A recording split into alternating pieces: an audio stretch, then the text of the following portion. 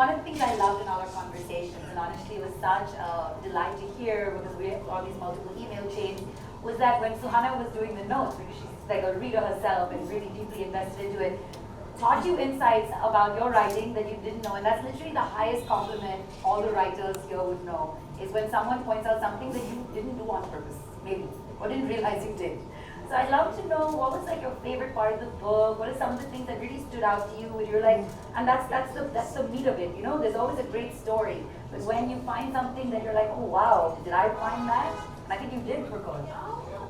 I mean, I don't know if this was intentional, and I don't want to like give away any spoilers or anything, because there was so much that I loved about the book, but I think in terms of your writing, I just love the way you use juxtaposition throughout the book, and like right from the get-go, the title of the book is clearly invisible in Paris, and the clear and invisible, those antithetical terms, you know, they just kind of lay the, you know, they kind of just lay the narrative out there for the reader already from the beginning, because you know that this book, it kind of highlights the contradictory nature of the book, and I think that was my favorite part of the book was this paragraph that you wrote about duality.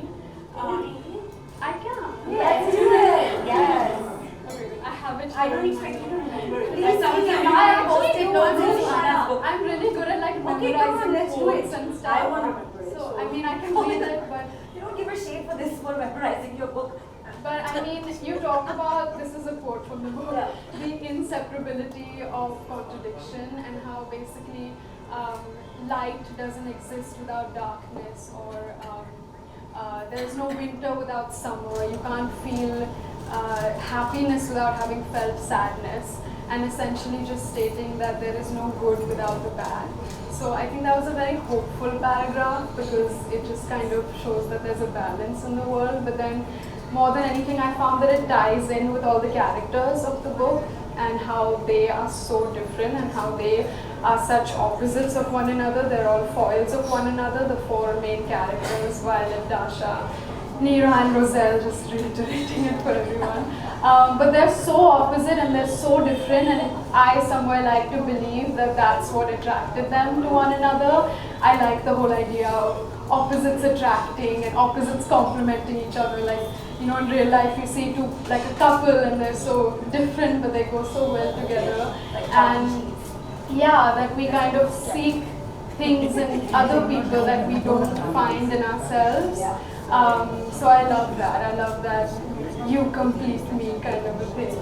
This part that you talk about, the contradiction, inseparability of contradiction, it is actually in reference to Dasha, the younger girl, whatever happens, starts looking up to Violet as this character that, you know, can be a mama, me, or whatever. And she thinks, when I grow up, I want to be Violet. And one day, this is not a spoiler, one day she happens to be in her little apartment, which is in all things sparkly. And she opens, you know, she doesn't have anything to do, so she opens the cupboards. And it's full of gender transforming pills and hormones and all the things that go into making Violet, right? And so Dasha is like, no, I love the fact that she's male and female energy, and that matches, and this is the biggest power that the universe can have, but she can't get her head around the fact that she's actually a creation of something, that she's not the body that she wanted to be, and there is this contradiction of it, and it's a really dark point, but I'm glad you got hope out of it. Yeah, you know? Because that's what makes Violet so beautiful, that she's this contradiction, that she's male and female, I guess. Right? So And but this is exactly what we were talking about, Suhana, that when we spoke the first time, like, and this is true, Rajat, you know that, like, when you make any, whether it's a painting, a film, a book, or anything, you kind of do what you can, you finish it, you seal it, but till the audience or the receiver or the viewer, you know, interprets it, views it, it's not complete, and that is always so subjective. There are things they see in it that you didn't even intend.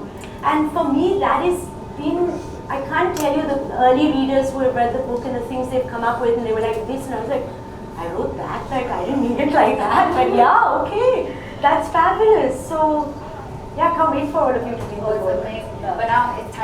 tell you the story. And I don't know if you remember this, but in 1995, yes, I'm dating myself now, I was hired to be a choreographer for a very wealthy birthday party in South Delhi. And I don't even remember the guy's name, but he was going to pay me 10,000 rupees to teach people dances at this party.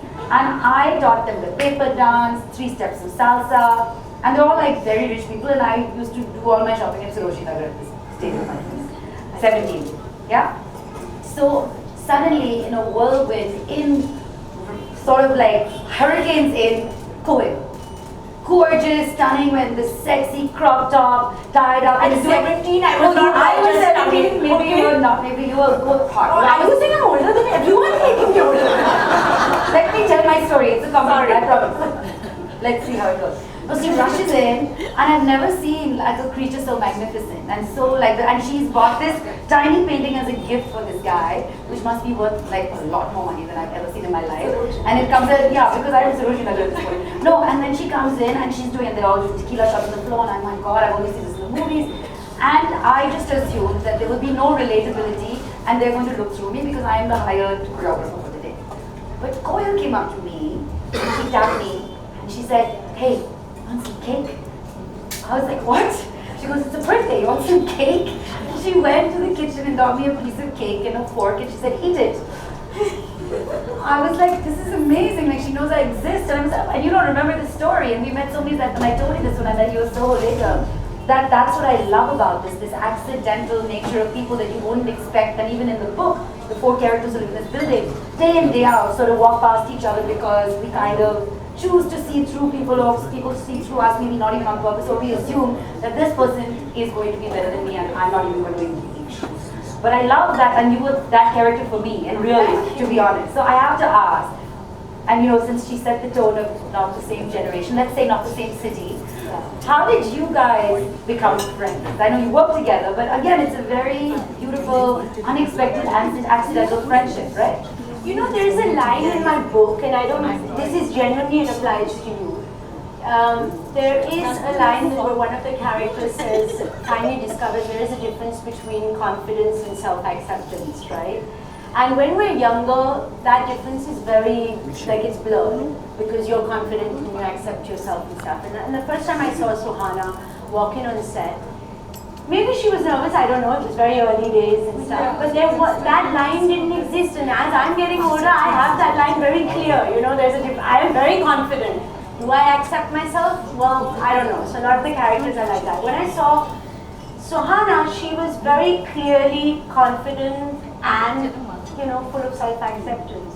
So for me, it was almost instant, like, I'm going to be your friend. There you are. For me, She's like, let me tell you my side of the story. when I first met Koil, I was like, she scares me. I was like, she Raise your hand if Koil scares you. I was terrified of Koil. You're not allowed. She was like, no one I've ever met before. And I was like, I don't know how to respond to her. I was like, she's gonna eat me alive. I swear that's my first impression of you. And as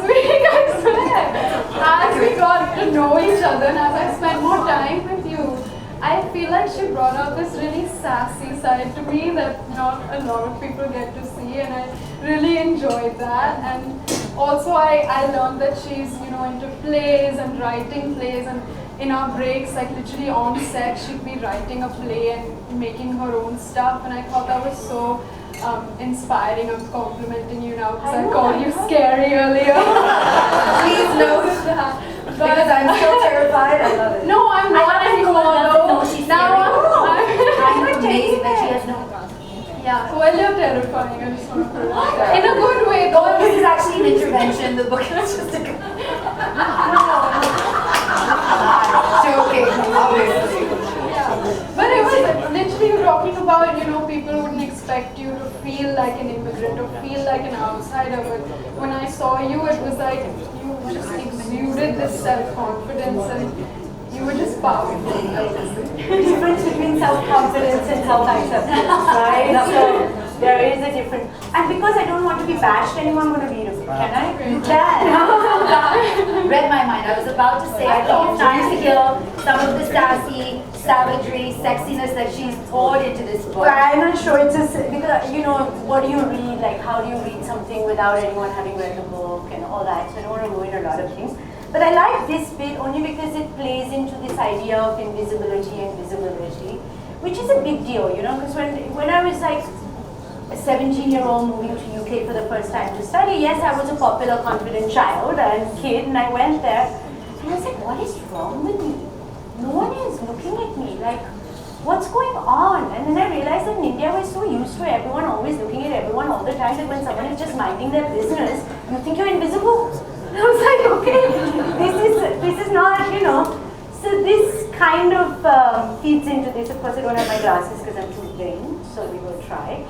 So this is Neera. I'm not going to tell you anything more, but she's got a secret and she's trying basically to get back into her apartment, into her building. She has to cross the street with this secret to get back in there.